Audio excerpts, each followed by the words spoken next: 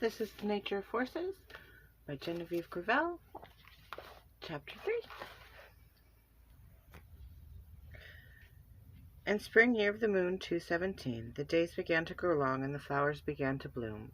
We sat under the stones of knowledge, otherwise known as the Great Stones of Three, on a grassy clearing, and listened to the birds sing overhead. The 3 stones of knowledge stood in a circle of stone. The peaks of the stone structures stood high above us, casting a shadow to shelter us from the midday sun. They had been built by the originals of our time, carved with pictures depicting the stories of the lives that they had lived and the knowledge they had gained.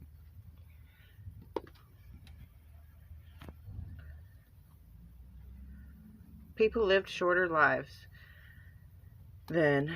They, as we, worshipped the Mother Nature and believed that all life is one. My favorite hieroglyph was roughly translated to, all life is Mother Nature, and Mother Nature is all life. The picture looked like a face with eyes of blue waters and a smile made of flowers and a hair of sweeping blades of grass, with arms represented by 3 limbs hugging her hands filled with many animals, including man. Butterflies fluttered by. Their brightly colored wings hummed in the foreground of the bright green leaves and the dark wood roots. Celeste could feel her strength and happiness grow just sitting there with the breeze blowing through her hair. The birds seemed to sing louder and the sun shine brighter. Celeste spent all her days in the shadow of the great stones. The mega rocks invited her, the fairies entertained her, the peace of the mountainside soothed her, calmed her, and loved her. The only time she failed to pick on me was when we were here, studying under our father's tutelage. Celeste sat playing with a house made of twigs and leaves of grass. She took the roof off its many makeshift shelter to expose a group of her fairy friends within. They shrieked and cheered. Then with a flash they began to poke Celeste in the foot and ankle with 6-inch thorns, screaming at the top of their little lungs. Celeste, I said, why do you play with them? They're obviously mean. Take that back. They're my friends. They're just playing, and they don't mean to hurt me. It's their way. Besides, I love them, she retorted. Celeste spent many an afternoon hunting and playing with these mischievous little ones, as if they were dolls for her personal play. This was our days of youth and innocence, with no responsibility, just playing in the green grass. I listened contentedly to the teachings of Father, as he began to read a passage from his personal book of magic, a book filled with the knowledge he had been given by his elders, and the knowledge that he had gained through his many years of studying the wonders of Mother Nature. This book included the alphabetical listing of all the animals, plants, and herbs, including what spells and medicines they had been found useful in. He added to it and revised it almost daily. It read as a compendium filled with depictions of mushrooms that caused hallucinations and insects that caused paralysis. Bark studies pain, and for every plant and herb there was a description of the hidden powers it held. It also included footnotes describing his life and the lives of those around him, including Mama and us. The only thing it lacked was emotion and representation of life within Mother Nature. He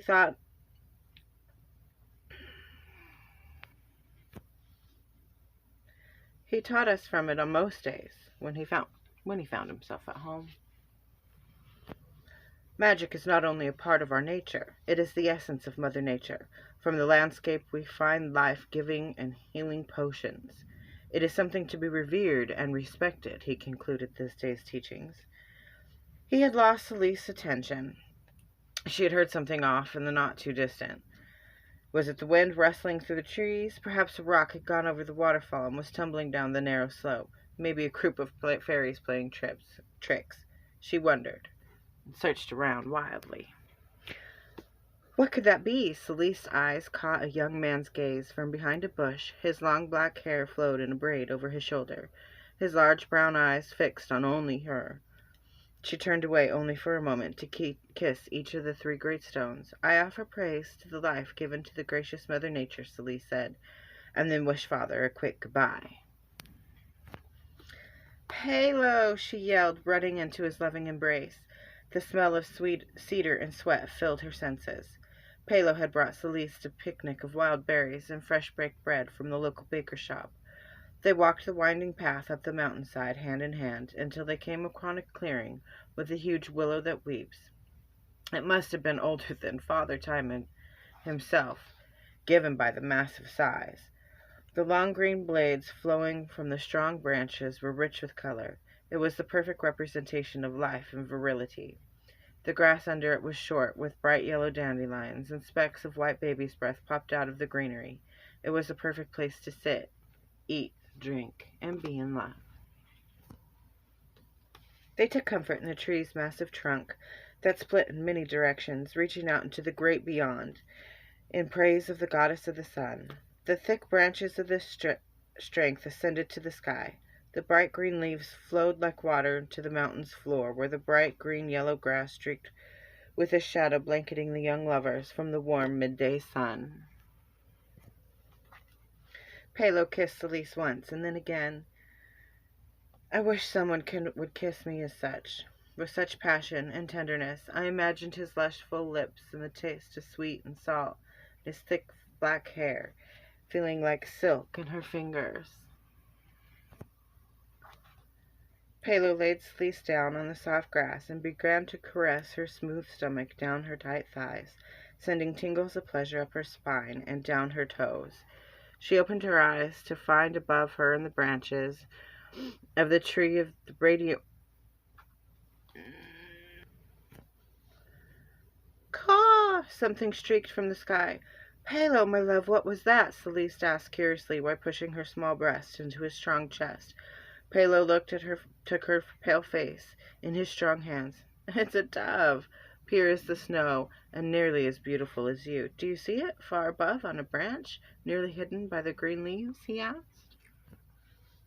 Before she could answer, he licked her full top lip softly. He gently bit and pulled at the bottom lip with his lush kiss. Celeste's eyes closed and her mouth opened as his sweet, soft tongue filled her sensual mouth. His tongue found hers. His hand grasped at the strands of golden tendrils, gently pulling her neck back by her hair. His other hand lowered to her long neck and forcefully pulled her closer to him. I broke a nail. Broke a nail. Who breaks a nail reading a book? She could feel his rapid heartbeat in time with hers. She opened her eyes to see the breaks of green from the tree. Soft white clouds floated softly by in the pale blue sky. He laid her in the bed of short grass. The smell of baby's breath filled her senses, and his kisses moved lower. He felt he must be closer. He felt he must be inside her. He felt his desire rise. They made love. When they had finished making love, they laid quietly in each other's arms until they heard it again. It was coming towards them. The black wings flew overhead, only to be lost again in the green tree. It's a raven, he exclaimed as the bird flew into his sight. There must be a creature at the end of its life, as ravens are scavengers. It must be looking for something to eat. As am I, Palo said while licking Celeste and rubbing his face to her long neck. They giggled at the joke and lay back down to make love once again. Their sweet intimacy was interrupted by the sounds coming from the irate bird. The caws grew closer and coming from above them. They looked up to find the raven perched on the branch above. The bird was black as night, with gleaming red eyes.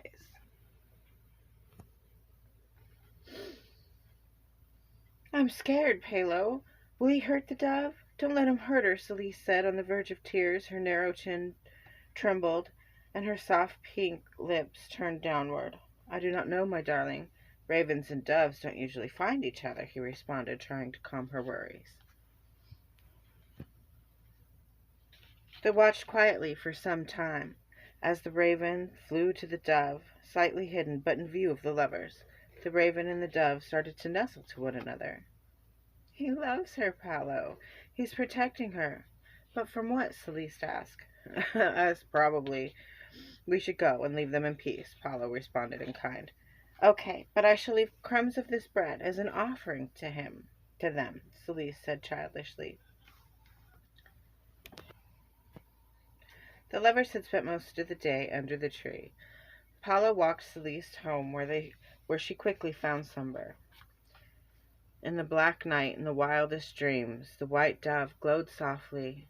the raven black as night, hidden with only a single red eye gleaming. Closer and closer, the two meld into one. Celeste dreamt. The raven and the dove, and their unlikely love. How did they find each other, she wondered. Did they feel as I feel for my one and only Palo? Her dream turned into one of Palo, and she could taste his kisses and smell his skin. Celeste! Celeste! I excitedly woke Celeste from her sweet slumber. Genevieve, leave me alone, Celeste responded by pulling a pillow over her face. Come, sister, come, awaken to the new day. We must begin to ready for tonight's festivals, I said while jumping on Celeste's soft bed of feathers and furs. I was so excited. I loved the Week of the Moon ceremonies.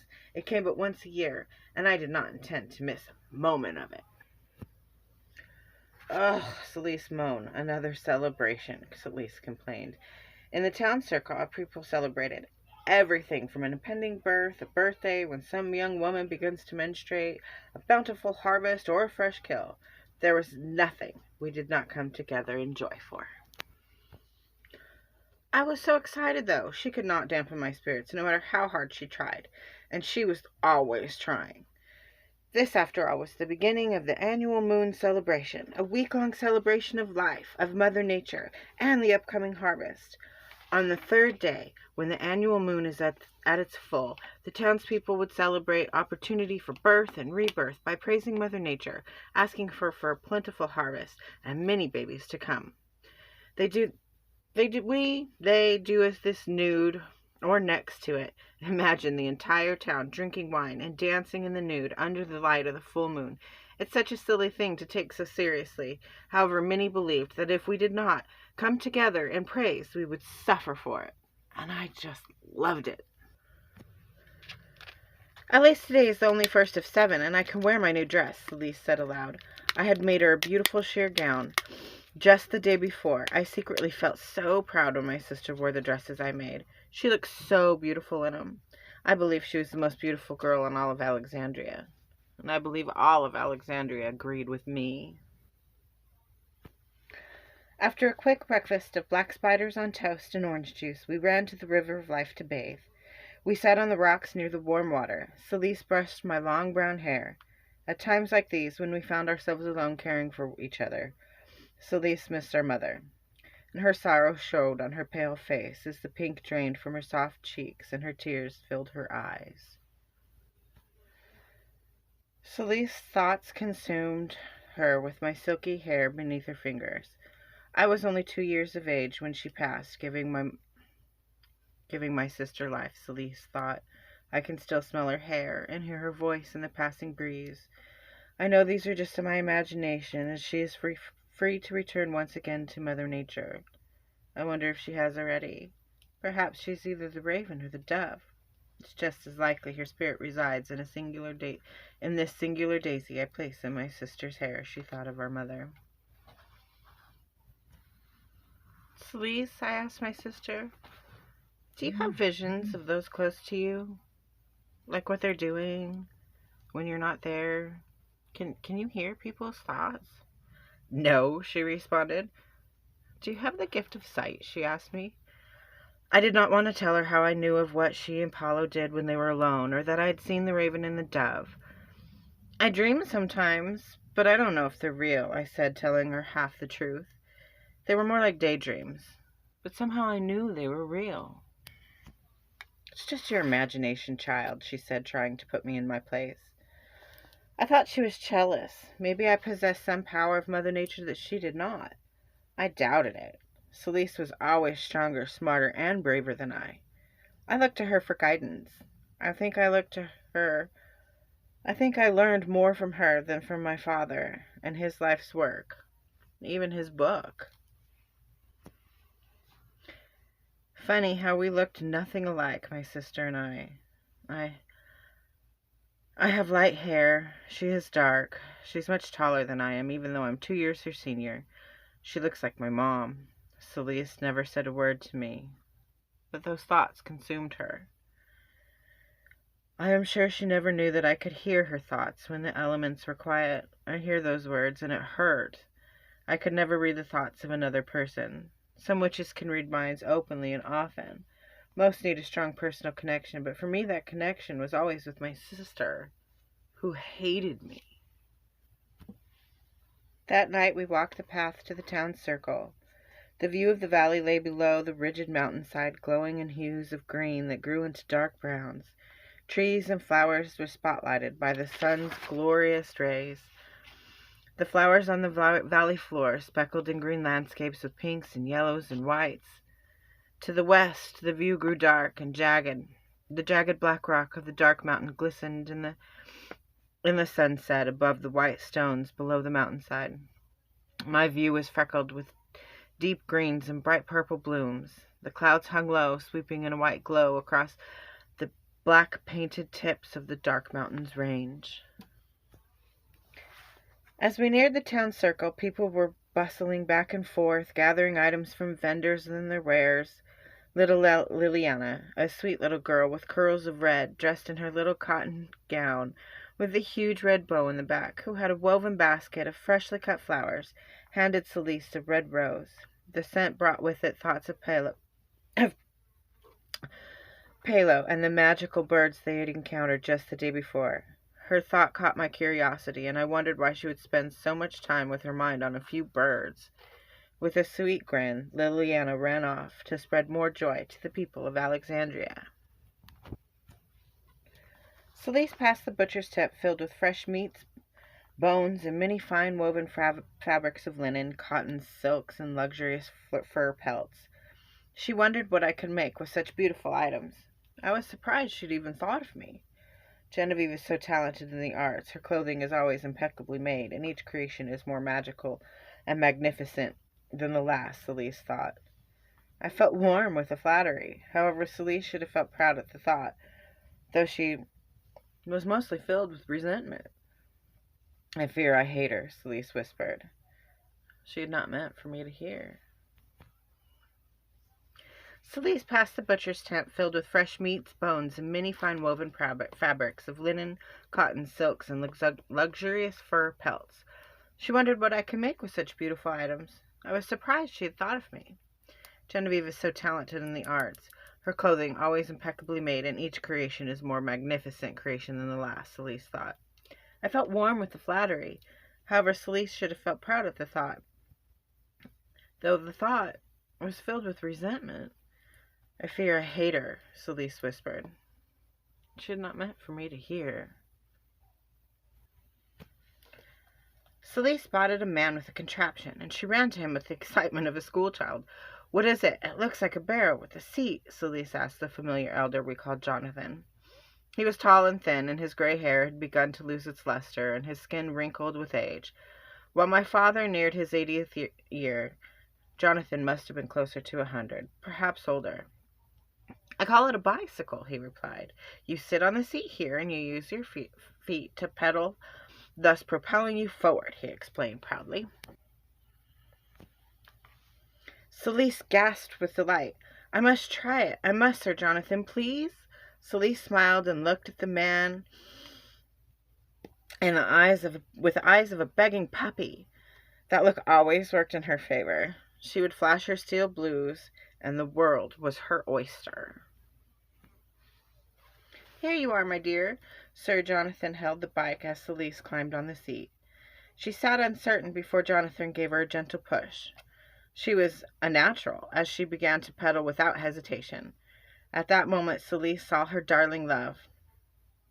My one and only, I to him, I speed, pedaling harder and faster, as if she could not wait one moment to feel his loving embrace. What is this, my love? Palo asked with wonder and curiosity while examining the new contraption. Jonathan said it's called a bicycle. I love it. We must request we make one for me, perhaps one with 2 seats for both of us.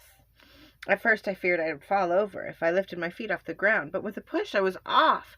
Celeste jumped off the bicycle and threw her arms around Palo and kissed him passionately.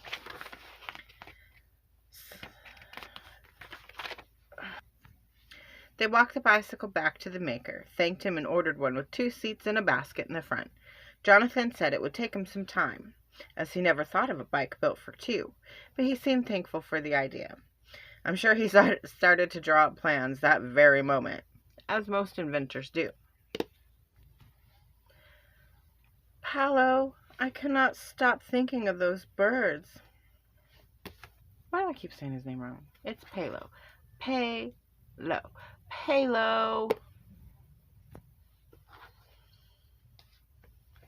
Palo, I cannot stop thinking of those birds. You remember the ones from yesterday?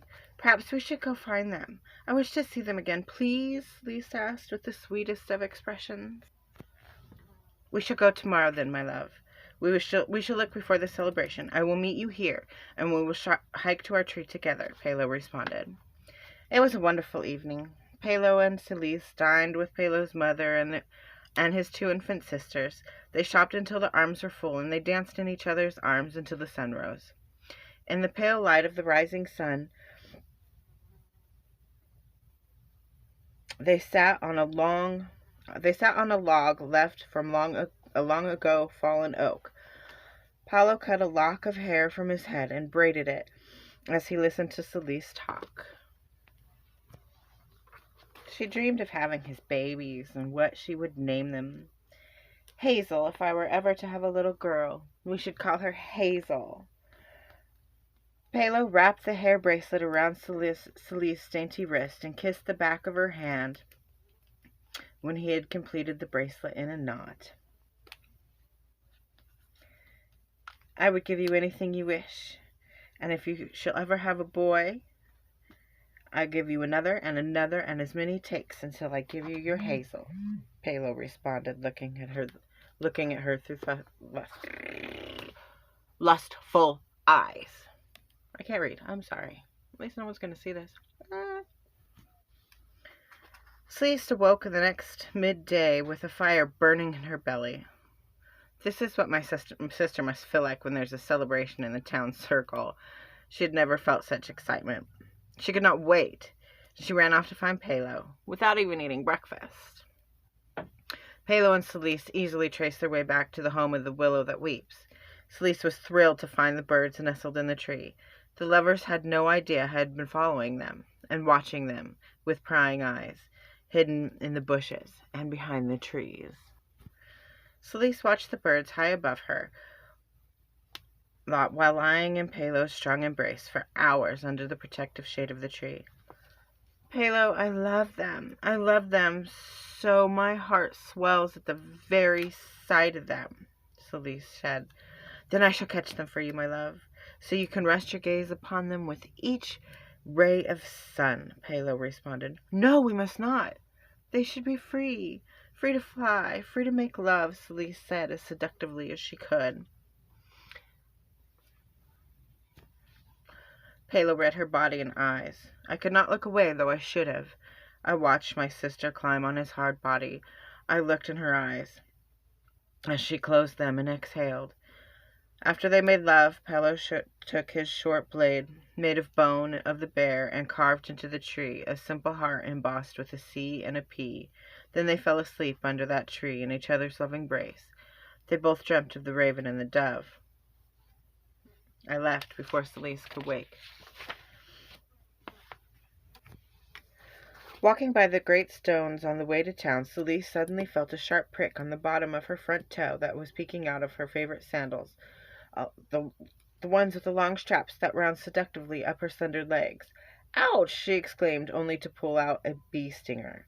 The fairies were hiding behind the flowers and sneaking behind the green laces of the overhead branch, and they all watched and laughed with joy and delight. I should have known. That silly little fairy carried a dead bee as large as he to place in my path. This is funny, is it, causing me pain? Celeste yelled, smiling at the little pranksters.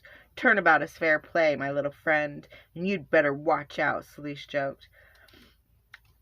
I will never find any other like them in all of my exploring, just here at the Stones of Knowledge. They know, as do I. This is the most sacred place, a place of healing, a place of great power. The heart of Mother Nature, she told Palo while pulling the stinger out of her petite foot. I wonder if any persons, dead or alive, have ever felt the magical force I feel here. I'm always drawn to this spot, where the fairies are. It feels more like home than the house I share with my sister and father. Go on without me, Palo. I'm going to stay and play with my friends. She spent most of the night there. Our father never noticed she was gone. That night, once again, Celeste dreamt of the raven and the dove, and again Celeste left to find Palo without breakfast.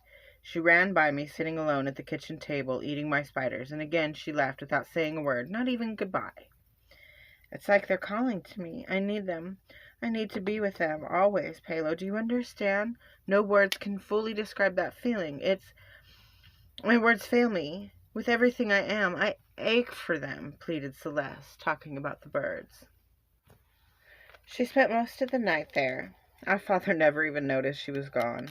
And that night, once again, Celeste dreamt of the raven and the dove. And again, Celeste left to find Palo without breakfast. She ran right by me, sitting alone at the kitchen table, eating my spiders. And again, she left without a word, not even goodbye. It's like they're calling to me. I need them. I need to be with them. Always, Palo. Do you understand? No words can fully describe my feeling. My words fail me with everything I am. I ache for them, pleaded Celeste, talking about the birds. Then you shall have them, my love. I will deny you nothing under the sun. Not even Father Time can stand in my way, Palo whispered with a tender kiss. And again they ate and danced and made love under the sun. The following day, Celeste left me playing lemonade stand with my friends Amber and Dexter, and she ran as quickly as her small feet would carry her to Palo's home, where she found him chopping wood. He was dirty, sweaty, half naked, and Celeste found his dark skin warm and inviting. I stayed awake all night to make you a gift, Palo smiled to Celeste. What is it? Celeste asked, standing on her tippy toes, filled with excitement. What is it? Come now. You mustn't keep me waiting in anticipation. It's not fair, Celeste pleaded. Enjoying his lover's anticipation, he beckoned to Celeste, and she would follow this creature to the ends of the world and from beyond the grave. My love for you will never die. I am made for you, and you are mine for as long as you choose, Celeste said, gazing into Palo's deep brown eyes. To and from the grave, my heart will be yours. Did that just come out of my mouth? Oh, well, it's the most truth I've ever told in a single sentence, Celeste admitted. Close your eyes, he commanded. She did as he asked without question, and Palo led Celeste to the painted red barn with a rounded peaked roof covered with vine and moss. Darkly aged shingles peeked through the lively covering. Tan wheat wisped from the soil and flowed over the high walls of wood. The couple entered through the double doors, making the front of the sturdy building. She could not keep her excitement hidden or her eyes closed. And there they were, the greatest of gifts, filling Celeste's heart's desire, two, each as lovely as its twin. They were cages, rounded at the top, painted with roses of the same barn door red, each with a smaller door adorning matching latches, one carved with the feminine symbol and the other with the masculine. Celeste knew immediately what these contraptions were made for, though it went against everything we had been taught. Not once did she consider what it meant to hold a creature against its will, and with that action dictate the creature's existence on this planet, nor did she stop to consider the consequence of what they were about to do. All she felt was excitement, and that was enough to commit this heinous crime against nature. In stark contrast to what she'd said only the day before. You must catch them for me. To prove your love, Celeste said coyly, knowing that her every action turned him on, and that his desire for her would yield her heart's desire, no matter how wrong it may be. Palo lived to please Celeste, and nothing else mattered. At the willow, in the home of the raven and the dove, Celeste laughed with delight and jumped to her feet with applause as he plundered and fell comically while climbing the tree, trying and failing repeatedly to catch the pair of birds. I fear this task may get the best of me, he said breathlessly as he descended the tree for the third time. I have an idea. Quick, open the cages, she said. And then, with a whispered note, Celeste always sang like an angel, she called to the first of the two birds. The dove landed on Celeste's dainty wrist, and Celeste quickly fed it bread crumbs of bread from the picnic, as she had done most every day for the past few days. At once the raven joined his lover, and gentle as one could be, Pelo looked at the raven that went quietly into his new home as the dove to hers. Once the cages closed, the birds called loudly to each other in panic. The dove landed on Celise's dainty wrist, and Celise quietly fed her crumbs of bread from the picnic, as she'd done most every day for the past few days. At once the raven joined his lover, and gentle as one could be, Pelo took the raven and placed him gently into his home, and Celise placed the dove into hers. Once the cages closed, the birds called loudly to each other in a panic. I think maybe they should be together. It feels cruel to separate them, Celise said. Pelo looked deeply into her eyes and said, as it feels every evening I leave your side, I am tortured for every moment until I'm in your presence again. We are one, this raven and I, eternally in love with you, Pelo said as he leaned in to give her a deep, passionate kiss. His lush lips tasted like apple candy on hers.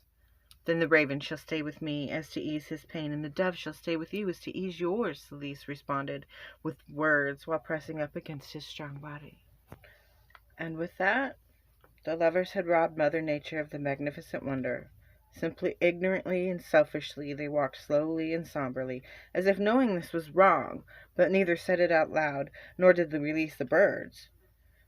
No, the thought never even entered their imagination. This crime against nature they had committed together, and they would forever keep this act a secret between them and them only, cementing an even deeper bond. A year followed, and Celise, Pelo, and the birds spent every free moment under the tree, in love, with passion, at this perfection of life that could never end. With hearts light and bellies full, the people of Alexandria lived in a garden of joy, and no one filled with more joy than Celise and Pelo, though the birds remained caged. Thanks for watching. If you want to hear more, subscribe below and I'll read more to you later, or you can pick up a copy for yourself, The Nature Forces by Genevieve, available on Amazon. It's probably better if you do that because I can't read very good. Somehow I think I'm a writer. Okay, love you, bye.